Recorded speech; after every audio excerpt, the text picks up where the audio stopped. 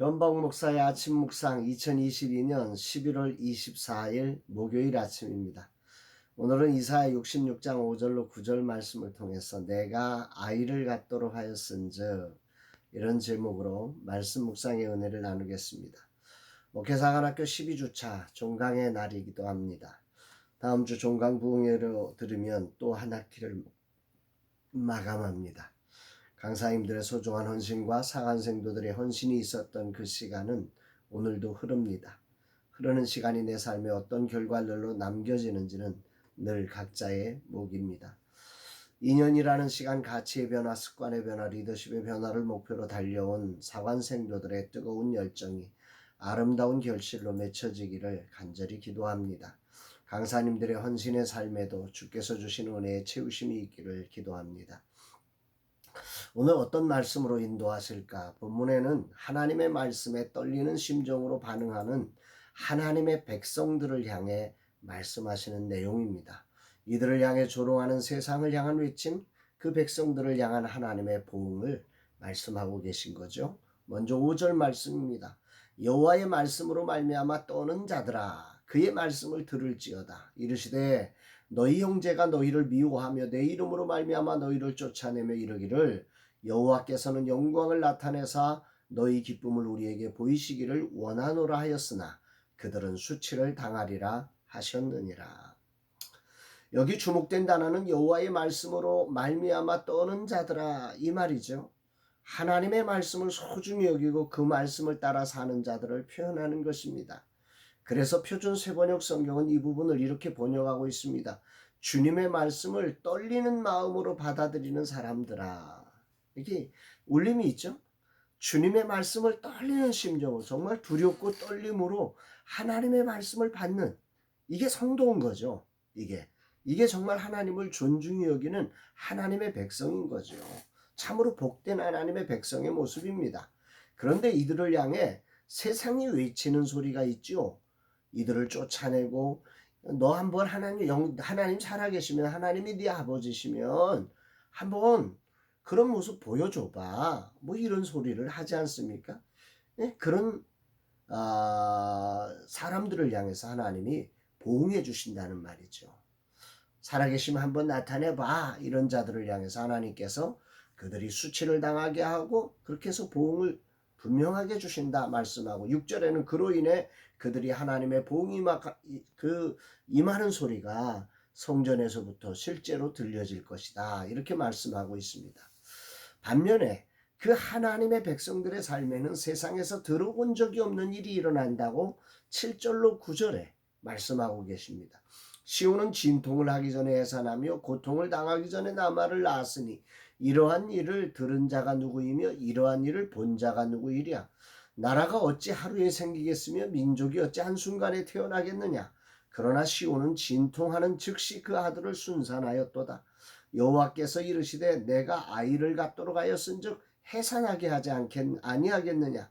내 하나님이 이르시되 나는 해산하게 하는 이인지 어찌 태를 닫겠느냐 하시니라. 여기 아주 중요한 말은 내가 아이를 갖도록 하였은즉 하나님이 이스라엘에게 당신의 백성들에게 아이를 갖게 하였은즉 왜 어떻게 아이가 안 날 수 있느냐. 전능하신 하나님이 하신 일인데 반드시 된다 이런 것을 하는 거죠. 여기 저는 이 말씀이 오늘 굉장히 중요한 울림으로 다가오는데요. 오늘 내 가슴속에 우리 라마나요 선교회 안에 꿈을 심어주신 분이 하나님이시라고 하는 이 음성으로 제가 들으면서 너무너무 감사하고 힘이 생기는 말씀이기도 합니다. 그리고 하나님은 당신을 이렇게 계시하시죠. 나는 해산하게 하는 이다. 꿈을 갖게 하시는 분뿐만 아니라 그 꿈이 정말 진통을 넘어서며 해산케 하시는 하나님이시다. 이렇게 말씀하지. 이게 아멘입니다. 정말 아멘. 오늘 이 말씀이 큰 위로와 소망으로 들려지는 아침입니다. 하나님께서 아이를 갖게 하신 분이십니다. 또한 하나님은 아이를 해산하게 하시는 분이십니다. 그분은 태를 닫으시는 분이 절대로 아니십니다. 할렐루야 아멘입니다.